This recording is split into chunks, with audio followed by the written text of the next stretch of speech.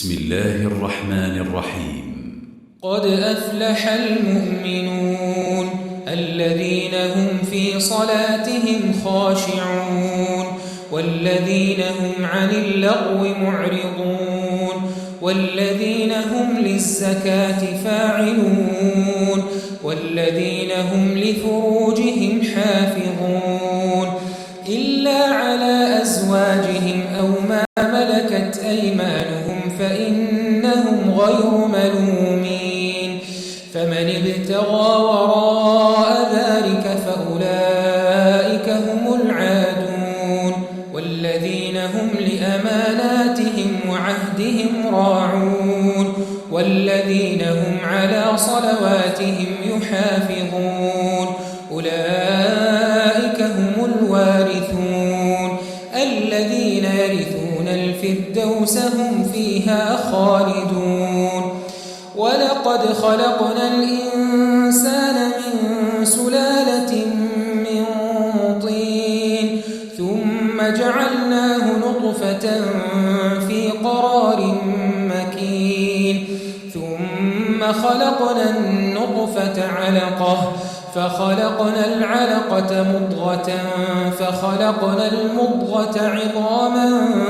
فكسونا العظام لحما ثم أنشأناه خلقا آخر فتبارك الله أحسن الخالقين ثم إنكم بعد ذلك لميتون ثم إنكم يوم القيامة تبعثون ولقد خلقنا فوقكم 7 طرائق وما كنا عن الخلق غافلين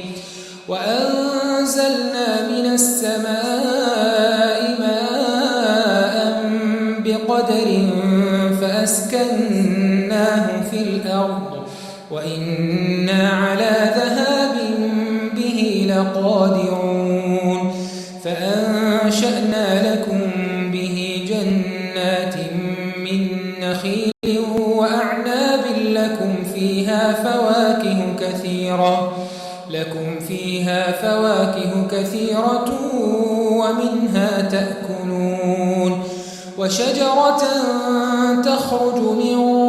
طور سيناء تنبت بالدهن وصبغ للآكلين وإن لكم في الأنعام لعبرة نسقيكم مما في بطونها ولكم فيها منافع كثيرة ومنها تأكلون وعليها وعلى الفلك تحملون